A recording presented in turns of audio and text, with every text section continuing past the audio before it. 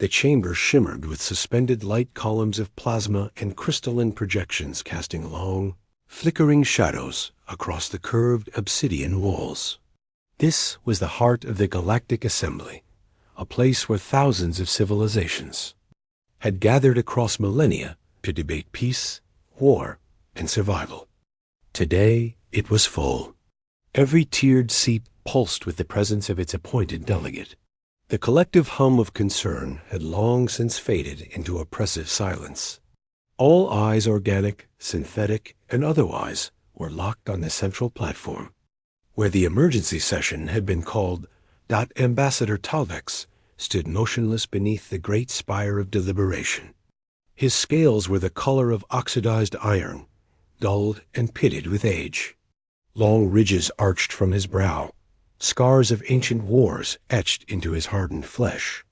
His voice, when it came, was like gravel under pressure, low, steady, and heavy with a lifetime of bitter wisdom.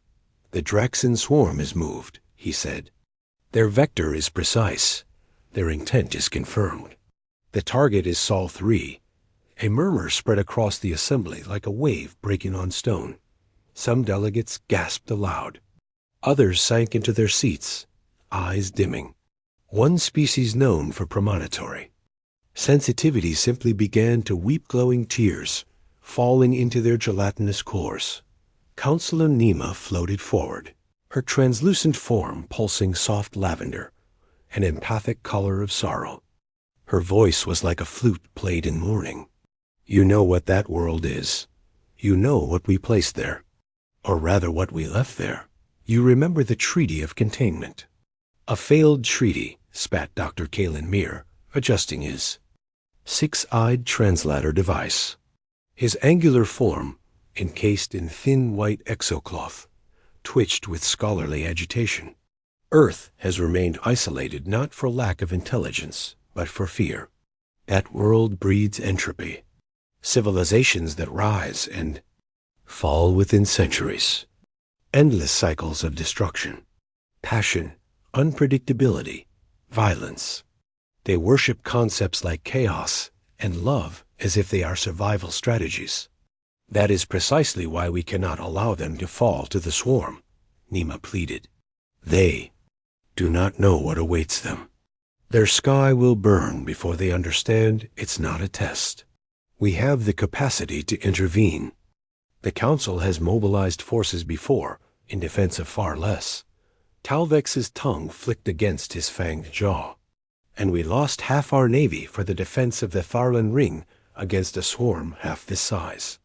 A spherical droid chimed from the center console. "Motion on the floor.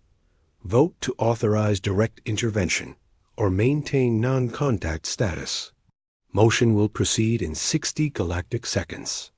Kalen turned toward Nema, softening. "I do not hate them. But we must be honest. That species was always meant to be alone. That planet.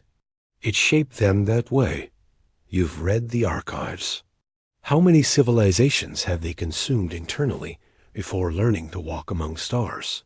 How many times have they almost burned themselves out?" Nema's glow pulsed to a dim blue. "And still they rise." The vote commenced. A ripple of golden threads weaved through the chamber, each delegate casting their decision through touch, thought, or code. The silence deepened. Then, a chime. Final tally displayed .non-intervention passes. Majority confirmed. Earth remains isolated. Several species bowed their heads.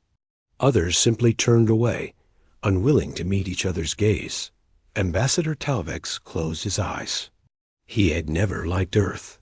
Too loud, too stubborn, too much like himself. But something twisted in his chest as he saw the Draxxan fleet signatures light up on the star charts above them. A tidal wave of black fire, coalescing toward one small blue marble. "They're not ready," Nema whispered, her glow trembling. "They won't understand until it's too late." "No," Talvex rumbled. "They'll understand, but too fast, too hard, and when they do, Gods help the ones who lit the fuse.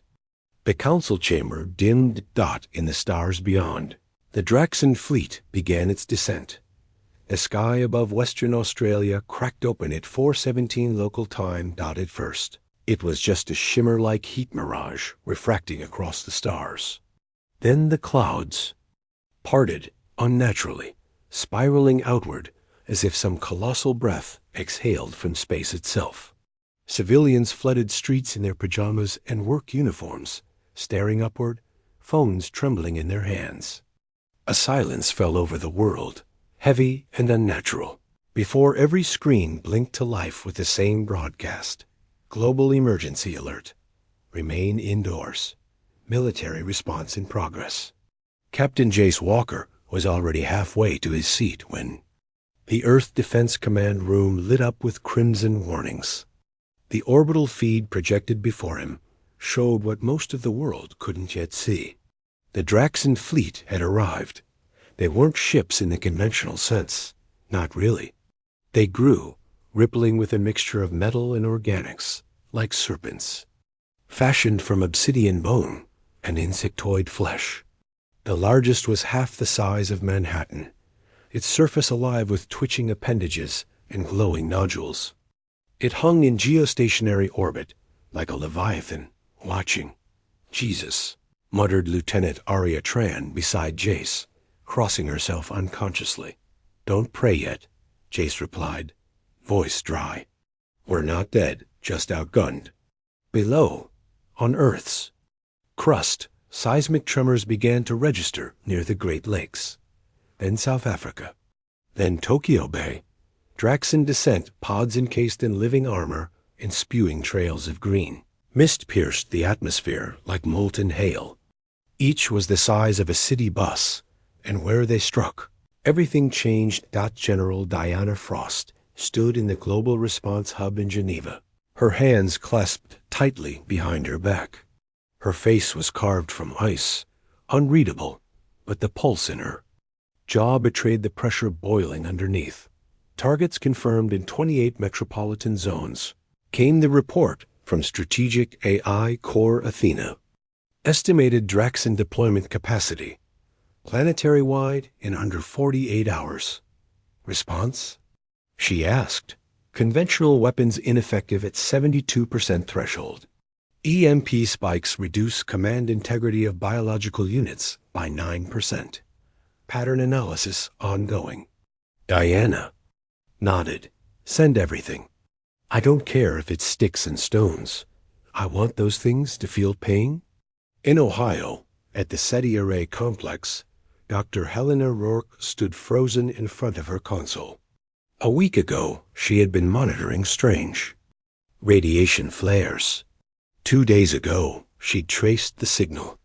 Now, as alarms blared around her, she whispered one word like a prayer or a curse. They really came. Her assistant, Dr. Malik, clutched her shoulder. Do you see this? He rasped. It's not just a fleet. It's a coordinated grid. They're seeding the upper atmosphere with spores. Nanobiotic, maybe? A terraforming process. No, Helena said, tightening her jaw. Not terraforming. Harvesting. They're softening us. Back in orbit, the Galactic Council watched with muted horror. The chamber was silent, but the feed spoke for them. Red flashes on Earth's surface, rising radiation levels, human communications dissolving into static. From one sector, a child's scream echoed briefly before being cut off. Ambassador Nima turned away from the projection, her glow pale and dim. Too fast, she whispered. They're overwhelming them already. Dr. Kaelin Meir stood behind. Her brows knit in conflicted thought. No. Look closer. That signal spike, that's retaliation. Someone just shot one of the descent pods out of the sky. Primitive resistance, said Talvex without turning. It won't matter. And yet, even as the Draxxan pressed down on the world, something flickered beneath Earth's pain. Not panic. Movement. Fighters scrambled. Civilians grabbed rifles and helped strangers. Scientists stayed at their posts. Underground channels across different nations came alive with a single shared pulse, unspoken but understood by all. No one's coming to save us. So we save ourselves. JAC. E leaned forward in his command chair, watching the first human missiles streak upward. Well, he muttered, gripping the armrest, let's give him hell then. And with that, Earth screamed back. The first Draxxan to die on Earth didn't even know it was in danger. It landed in the middle of downtown Snow Paulo, its four legs clattering against asphalt like a giant obsidian locust. Its translucent carapace flexed as it reoriented itself, Bayo scanners unfolding like petals. It stood tall, a full 9 feet of muscle-fused armor and twitching antennae. No resistance registered, no heat signatures of consequence.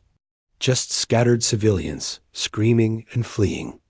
And then a man with a homemade launcher stepped from a shattered cafe window. It wasn't military issue.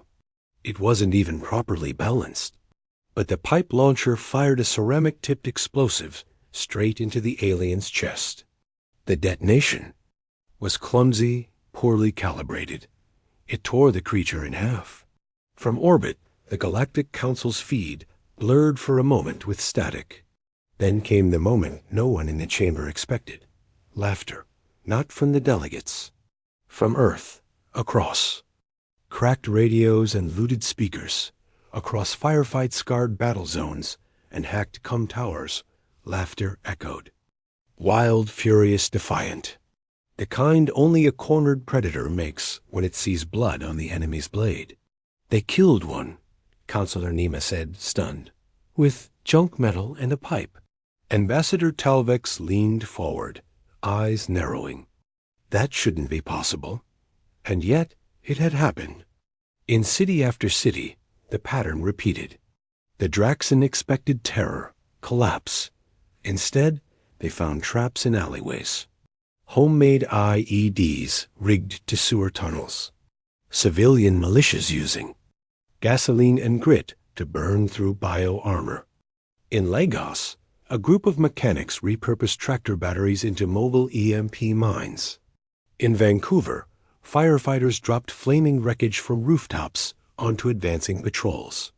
In Kyiv, street gangs teamed with ex-soldiers to ambush a scout pod, and Koji disassemble it while it was still alive broadcasting. The creature's shrieks as psychological warfare over hijacked radio frequencies. Earth, in its madness, was beginning to organize. Sergeant Kira Vance hadn't slept in 22 hours. She led what had once been a National Guard Reserve unit, now stitched together from soldiers, plumbers, nurses, and 3 terrifying grandmothers, with sniper rifles. They called themselves the Iron Teeth, no official insignia, just crude shark jaws painted on their helmets. Kara crouched behind a sandbag wall made of parking meters and shattered concrete. Her face was smeared with soot, her eyes red from smoke. But her aim was steady. On my mark, she said, watching as a Draxxan patrol stalked down the street, its bodies twitching unnaturally, weapons growing directly from their arms like malignant tumors. We take the one in the center first. Private Leung beside her shook. They don't even flinch when we shoot him. Then we make him flinch, Kira muttered. Now, 6 rifles barked at once.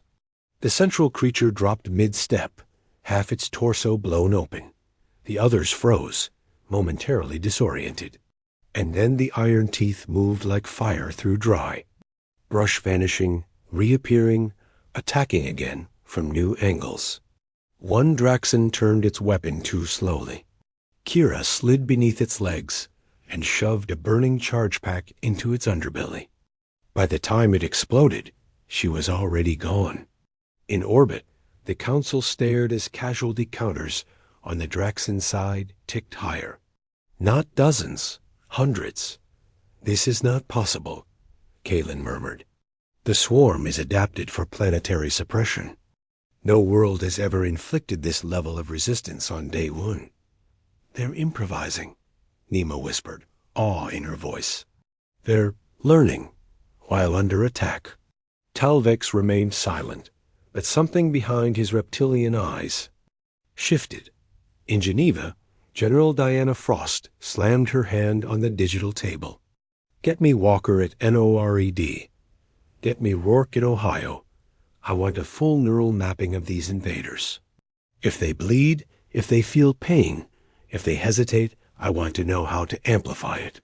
Captain Jace Walker appeared on her main screen, helmet half-clipped, sweat running down his temple. "They're not gods," he said. "They don't expect resistance. We keep changing the rules. They can't adapt fast enough. We're not fighting smarter. We're fighting human." He smirked through blood and static, which means they're screwed. The invasion had begun. And so had the war they never expected. Captain Susan Miller banked her jet hard to the right, her teeth clenched as G-forces crushed into her spine. The sky above Nevada was an inferno smoke trails, plasma flashes, and the green bioluminescent streaks of Draxxan interceptors. 2 of them were locked on her tail, howling through the air like living banshees. "Falcon 3 to command. I've got snakes on me." Climbing to 35,000, requesting guidance. Static, and a calm voice from Falcon Base. "Negative, Falcon 3. Interceptors have no radar lock. They're tracking your heat and movement. Try erratic patterns, no predictability." Miller cursed under her breath. That wasn't how air combat was supposed to work. But then, nothing about these creatures followed the book. Fine. She killed the engines. The jet plunged. Draxxan fighters screamed past, unable to process the sudden shift in behavior. One of them tried to turn, overshot, and spiraled out of control into the mountainside.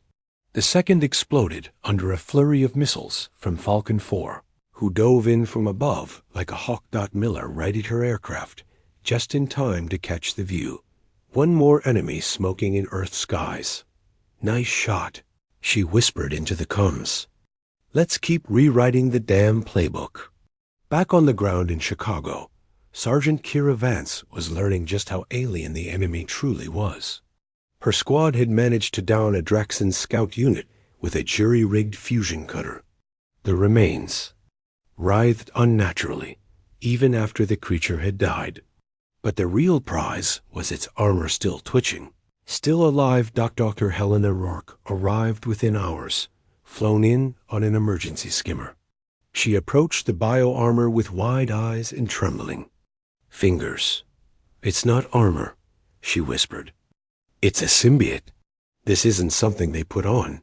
It's grown with them. It's part of their nervous system. Their weapons, too. Can we kill it?" Kira asked, panting, her hands still shaking. Helena didn't answer right away. She pulled a scalpel from her case and sliced into a ridge of the exosuit. The thing twitched and tried to clamp shut, as if it could still defend itself. "It reacts," she said slowly. "It feels. Which means ... maybe it can be tricked." By nightfall, Helena was on a secure line with General Frost, speaking fast and wild like a woman drunk on possibilities. "They don't use digital systems. It's all biological signal transference. If we can figure out the rhythm, the code behind their impulses, we could replicate it. Mimic it, even jam it." Frost frowned. "You're saying we build a virus?" Helena nodded. "Not a computer virus. A neural infection. Biological signal noise. If we infect their network with contradictory impulses, fear, grief, confusion, we could destabilize them without even firing a shot." In orbit, the Galactic Council watched the feeds with a mix of awe and dread. Entire sectors of Earth were blacked out unreadable through the noise of radiation and jamming signals. But the data they could see told a story they hadn't imagined. Draxxan. Casualties were climbing. Their formation patterns were breaking. And Earth was no longer retreating. "They've mapped out biological weaknesses in under 48 hours. Muttered Counselor Kalen Meir, jaw slack. They're not just resisting, they're studying. Ambassador Nema turned to Talvex. You said Earth would burn. That it was doomed. Talvex did not respond. His claws tapped against the armrest, slow and deliberate. Perhaps, he said after a long silence, doom is just the sound Earth makes before it wakes up. Meanwhile, in Detroit, Captain Jace Walker led a joint strike force through the wreckage of an abandoned highway. Drones buzzed overhead. Resistance fighters, American, Polish, Japanese, Nigerian, moved like one organism. They weren't organized by rank anymore, just by trust. Targets dead ahead. Jace whispered into his comm. They've taken over. The old Chrysler Tower. His second in command, Sergeant Banks, scanned the ruined skyline. How many? Enough, Jace muttered. Doesn't matter. They'll expect us to come through the front. He tapped the screen on his wrist-mounted device, showing blueprints of the ancient sewer tunnels below the city. We're not coming through the front. The plan worked. The strike force emerged from the underground like smoke, detonated 3 plasma charges in the command center, and vanished again before the Draxxan could adapt. 100 enemy soldiers dead or fleeing. Not a single human casualty. That footage reached the Galactic Council an hour later. Silent Room watched Jace Walker walk past a burning alien corpse and lift its weapon from the ash. He looked directly into a helmet cam and said only one thing, not bad for a primitive. And then the feed cut. The war was far from over, but for the first time since the sky cracked open, Earth wasn't defending Dot. It was hunting.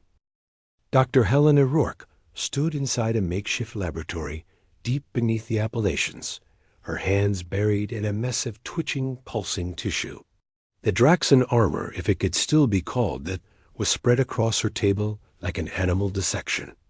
Veins pulsed with faint green light, twitching in response to her neural probes. The thing wanted to be whole again. She didn't let it. Beside her, a monitor displayed the rhythm of its impulses. Waves of synaptic energy firing in precise intervals like heartbeat patterns without a heart. It's not just muscle, she murmured. It's a conversation. This whole species. It doesn't think in isolation. Every part of it is talking to the rest. Dr. Marcus Yee, her partner and longtime CT linguist, looked over her shoulder. It's a hive, but not like bees, more like brain cells. Each unit is autonomous, but if you sever it from the network, it panics, Helena finished, tapping the screen. That's what we saw in Chicago. Once we jammed the signal bands near their relay node, the soldiers started hesitating, twitching. One even turned on its own. Marcus frowned. That shouldn't be possible. Not unless. They were experiencing emotional cross-feed. Helena leaned in close, eyes wide with excitement and exhaustion. They are. I think we can use that. 300 miles away, Sergeant Kira Vance stood on the ruined steps of what used to be a mall in Atlanta. The streets were empty, save for blackened husks of vehicles, and Draxxan blood streaked across concrete. Her team was battered, low on ammo, but alive. Behind her, pinned under emergency tarps, lay 3 unconscious Draxxan alive, restrained and sedated.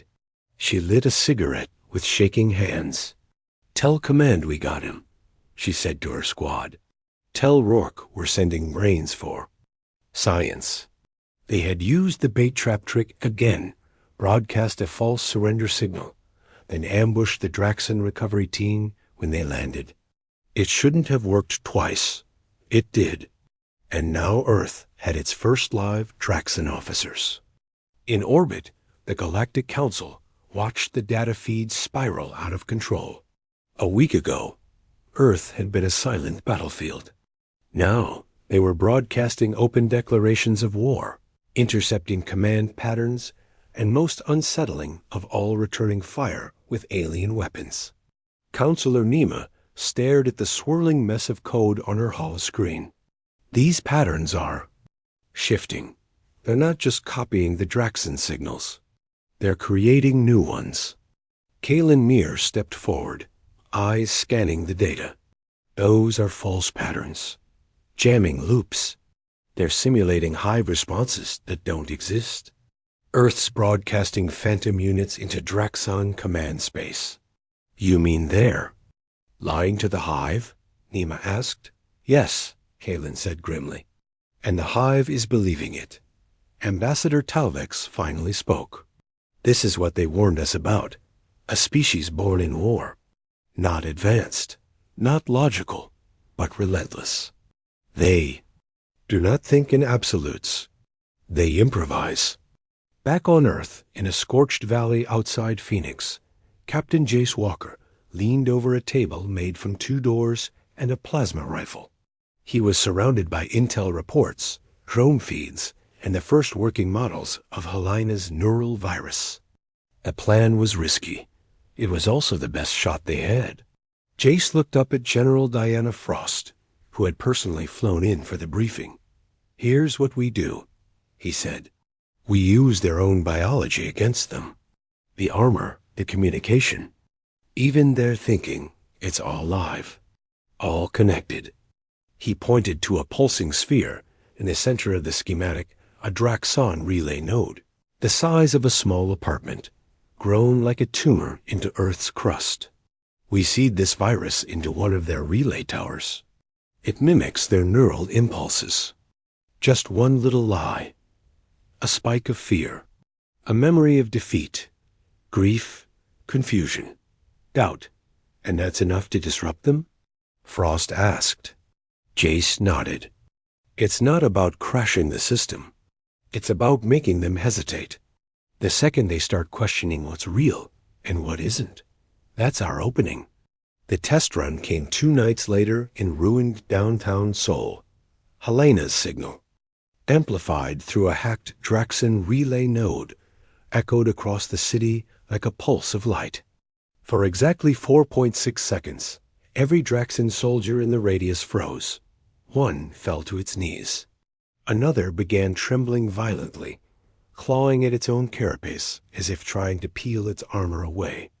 Then chaos erupted. The infected units turned on one. Another shooting at shadows, screaming in frequencies that shattered windows. Their coordination shattered like glass under boot heels. Human forces swept in behind the wave like a flood of fire and thunder. And when it was over, Seoul was theirs. The next morning, the Galactic Council received the footage. A single Draxxan, crawling away from the battlefield, looked into a drone camera and whispered a phrase never before recorded in their language. We don't know what they are. Counselor Nima covered her face. Kalen stared in silence. Talvex whispered one word, barely audible. Awakened. Earth wasn't just surviving. It was corrupting the hive. And the swarm death incarnate, undefeated for millennia, was finally afraid. The council chamber had not known silence like this in thousands of years. Not during the collapse of the Harnell, Concord, not even during the Firefall genocides.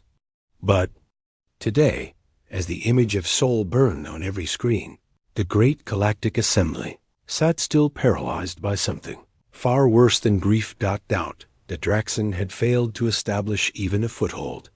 And worse, they were retreating. Ambassador Talvex stood at the center dais, claws resting heavily against his stone pedestal. His reptilian gaze was narrowed, unreadable. The others looked to him, some for leadership, some in accusation. They are unraveling, Counselor Zethus hissed. The swarm is breaking in ways we've never seen. And it's spreading. Earth's virus, this chaos pulse, has jumped into 2 other sectors. They infected the hive? Gasped a delegate from the Venari Starcast. That's an extinction level. Act. Extinction was the intention. Kalen Mir growled. We voted non-intervention. This is the outcome. Counselor Nima floated forward, her form dim and flickering. Her voice barely rose above a whisper. We didn't just abandon them. We underestimated them. That may be the greater crime. Earth's retaliation wasn't cruelty, she continued, glowing brighter now. It was survival. But the Draxxan cannot process survival based on emotion. They only understand control, hierarchy, clarity. Humans fight with something the hive can't compute. Kalen nodded. A fight with meaning. Talvik slowly turned away from the chamber and tapped his control node. Holographic feeds erupted in the air battle after battle, all across Earth. Human units were no longer scattered. They were coordinated, unified. They moved like predators in their own jungle. The Draxxan had superior firepower, aerial control, even terrain reshaping biotech. It no longer mattered. In downtown Boston, Captain Jace Walker emerged from the wreckage of a shattered relay tower, blood dripping down his cheek and soot painting his face black. Behind him, 2 Draxxan soldiers lay twisted, smoke curling from ruptured bio-armor. Jace spit out dirt and raised his radio. "Boston node down," he said. "Repeat, major hive relay disabled. We've got cone silence across half the eastern seaboard." On the other end of the line, General Diana Frost's voice came through, hoarse but hard. "How many casualties?" "Too many," Jace said, "but we're still here." He looked around. Civilians, people with kitchen knives, construction gear, sports rifles were dragging wounded behind cars and shattered barriers. Children were crying, but not hiding. They were helping. Jace took a long breath. "You hear that?" He asked. His comm officer listened. Silence. Screaming, Jace said. "No more Draxxan calls. No more swarm tactics. We cut the link. They're fragmented." Far beneath the Rocky Mountains, Dr. Helena Rourke stood at the interface station of Earth's first operational biofeedback array, an underground installation reverse-engineered from captured Draxxan code. She was exhausted. She hadn't slept in 2 days. Her hands were shaking, but she smiled anyway. Across the curved glass before her, the neural map of the swarm was shifting. Nodes were blinking out. Patterns decaying. What had once been an elegant, monstrous web of unified instinct was now riddled with blank spots, silent fractures, static loops. "We've done it," she said to Marcus Yee, standing beside her. "We've infected their identity. They don't know who they are without the hive." Marcus was pale. "Are we sure this is war? Or are we doing something worse?" Helena looked away. "I don't know," she admitted. "But if we stop, now we die." On the other side of the galaxy, a Draxxan high-directive relay ship spun silently in space. Inside, for the first time in their history, the command nodes pulsed not with strategy, but with questions. Several commanding nodes had gone dark. Others had sent distress signals, filled with erratic data feedback loops of fear and grief. That made no biological sense. One central mind pulsed a warning across the net. Earth contaminates. Earth corrupts. Earth consumes. Abort. The message was received. Then rejected. Then repeated. And then the network stuttered. Back in the council chamber, a courier drone buzzed into the Great Hall, its frame glowing with emergency amber. It hovered before Talvik's, transmitting a direct feed. The ambassador watched as the Draxxan began pulling ships from orbit above Earth. Not a tactical retreat. Not a regrouping. A withdrawal. Not ordered. Not debated. Instincual. The swarm designed for relentless consumption was doing something no one had ever seen. It was choosing to flee. Ambassador Talvex slowly turned to face the chamber. "We are watching the impossible," he said softly. Counselor Nima's glow turned deep gold, the color of mourning, but also of awe. "Not impossible," she whispered. "Human." That night, the world didn't celebrate. Not yet. Too much had been lost. But something shifted in the air. In the way people held their breath. In the way the Council watched Earth, not as prey anymore. Not even as anomaly, but as something far more dangerous. Species that taught death itself to run. And the galaxy would never see them the same way again. The night before the offensive, it rained in Detroit. The soft patter of water on broken glass, mixed with the low hum of generators and distant thunder. Under the charred skeleton of what was once the Renaissance Center, Captain Jace Walker sat cross-legged in the mud, helmet off, rifle resting across his knees. The world was quiet in that strange, pre-storm way tense, holding its breath. City waiting to be reborn or buried. Behind him, soldiers cleaned weapons, patched up boots, scribbled notes to family, or just stared into the fire like ghosts. They had been fighting for 26 days straight. Most had lost someone. All had killed something that didn't bleed red. Jace exhaled slowly. His fingers trembled not from fear, but from the weight of possibility. The Draxxan weren't invincible. They were breakable. Tomorrow, they would prove it to the galaxy. In a shadowed military command bunker far beneath Geneva, General Diana Frost stood before a flickering table-sized map of Earth. Red dots marked confirmed Draxxan strongholds. Yellow represented partial withdrawals. Blue marked recovered ground. And green rare, but growing indicated liberated cities. She turned to the assembly of Earth's surviving military leaders, Americans, Russians, Chinese, Kenyans, Brazilians, Martian expats, and rogue corporate mercenaries who had found redemption. In chaos, this isn't about territory, she said, voice low and even. It's about memory.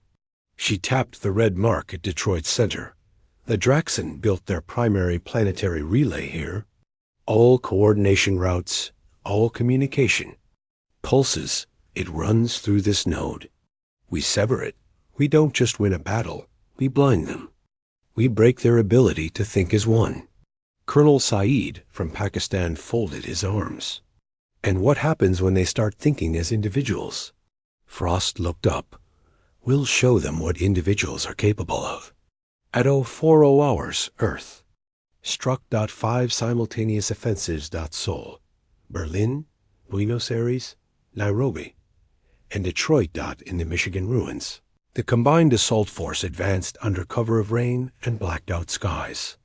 The Draxxan had fortified the city with biotower spires of pulsing flesh and metal that screeched warnings into the storm. But this time, the humans came prepared. Captain Jace Walker's unit tunneled through sewer lines, popping up just meters from the relay's outer shield.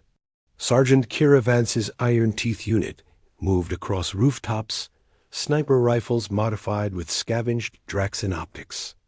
Combat drones flanked the skies above, controlled by teenage coders who had never held a rifle but had reprogrammed entire alien command systems from their bedroom bunkers. The attack was chaos. And it was perfect. Helena, Rourke's neural disruptor codenamed Whisperfall, activated at 417. A pulse of corrupted Draxxan. Emotion burst from captured relay cores and echoed across the alien battlefield like a psychic scream. The swarm shuddered. High-ranking Draxxan soldiers twitched violently. Others fell to their knees, screaming. In frequencies that warped human radios, the Hive Link, their great advantage, had become their weakest point. One Draxxan field general tried to recalibrate its unit's biofrequency. The moment it did, the human algorithm embedded in its network activated, feeding it impossible data simulations of defeat, false reports of Earth victories, artificial fear states. It turned and ran. And its army followed. In orbit, the Galactic Council chamber erupted into chaos. Ambassador Cephas stood frozen as live feed footage displayed the impossible. Draxxan command units abandoning their positions. Kalen Mir whispered, "They're not just retreating. They're rooting like prey." Counselor Nima stood slowly, her glow bright gold. "This is the price of assuming primitive means powerless." Talvac said nothing. His claws gripped the edges of the dais so hard they left grooves in the stone. He watched as a human flag was raised over the ruins of the Detroit Relay Tower. The banner was torn, burnt, blood, stained, but it stood, and the world below it did. 2 hours later, the full scale of the victory became clear. Over 1,000 Draxxan soldiers captured, 3 command spires destroyed, 5 planetary strongholds abandoned by the swarm in less than 24 hours. In New York, crowds filled the streets. People screamed, danced, cried. Not because the war was over, but because it wasn't lost. In Moscow, church bells rang for the first time in years. In Lagos, children paraded through the rain with cardboard shields and painted helmets. And across the world, humanity exhaled together, not in relief, but in revelation. They could win. In a mobile command tent, Chase Walker stood across from Dr. Helena Rourke. They were both filthy, bleeding, barely upright, and smiling. "You know," Jay said, "you didn't just write a program. You rewired fear itself." Helena shook her head. "I just gave them a mirror. All they ever needed was to see something they didn't understand." "And what was that?" She looked toward the battered Earth flag outside the tent. "Us." Aboard the last Draxxan orbital dreadnought, high directive units broadcast a single word across the swarm's entire remaining network: disengage. Evacuate. Fail state confirmed. But Earth wasn't done.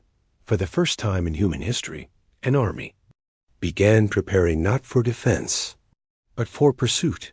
And somewhere in the void, other civilizations watched, trembling, because for 1,000 years, the Draxxan were the most feared beings in the galaxy. And now the Draxxan were running, not from lasers. Not from bombs, but from something far older, human will. And the storm was only just beginning. The stars were quiet again. For the first time in nearly a year, Earth's skies were clear. No black streaks of biometal descending, no burning husks tumbling from orbit, no alien screams echoing through cities. The Draxxan Swarm had fled. It didn't retreat strategically. It ran. In orbit. The last of their ships blinked out of range. Neural paths severed, formation shattered beyond recognition. Across Earth, silence bloomed where once there had been only fire. But humanity was not celebrating. Not yet. Dr. Helena Rourke stood beneath the dome of what used to be the Draxxan Planetary Relay in Detroit. Now, it had become Earth's first alien hybrid research center. What was once muscle and blackened chitin had been carefully hollowed, fused with steel scaffolding, and wired with human terminals. The Draxxan core was still faintly pulsing, like a dying heart waiting for orders it would never receive. She stared at it, arms folded across her chest. Behind her, Captain Jace Walker approached, his footsteps echoing softly. "They didn't even try to talk," Helena said. Jace stopped. Beside her, "They didn't know how." She glanced at him. "But they learned fear." He nodded, jaw tight. "They learned it from us." She turned back to the core, her voice a whisper. "Then what did we learn?" In orbit above Earth, a new kind of ship hovered. It wasn't Draxxan. It wasn't fully human either. It was blended, grown in part from salvaged alien hulls, but laced with Earth metal, angular geometry, and defiant paint across the nose cone. EDF Vengeance. Inside, the bridge crew wore a patchwork of national flags and resistance unit sigils. Lieutenant Amy Chun, seated at communications, received the transmission first. A soft chime. A blinking symbol. Not human. Not Draxxan. Galactic Council contact. "Commander." "Walker," she called. Jace appeared moments later, armor half unzipped, exhausted but steady. "Put it through." A hologram bloomed across the room, colorful light resolving into the grand chamber of the Galactic Council. Hundreds of species sat in stunned silence, their expressions unreadable, some reverent, some shaken, some terrified. Ambassador. Nima's glow pulsed soft white as she stepped forward. Captain Walker, she said, voice calm. On behalf of the Council, we offer formal greetings and an apology. Jace raised an eyebrow. For watching us burn? For assuming you would burn. There was no defensiveness in her tone, only humility. Earth was designated a silent world, she continued, not because you were primitive, but because of what you are capable of. Long ago, a containment treaty was signed in this very chamber. It was decided that Earth would be kept isolated, undisturbed, watched, feared. Jace stared. You knew about us? For how long? Thousands of your years, came another voice. It was Ambassador Talon Mir. His 6 eyes were downcast. You were not meant to be contacted. Not until the stars were ready.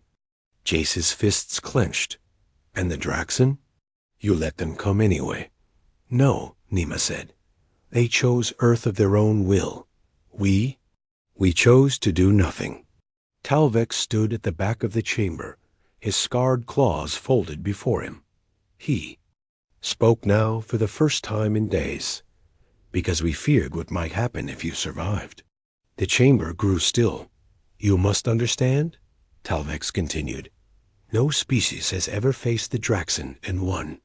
Not the Ilvorians, not the Krentek, not even the Omari fleets.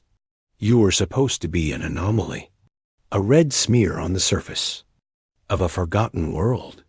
But instead, he said, eyes meeting Jace's through the projection, you taught death to run.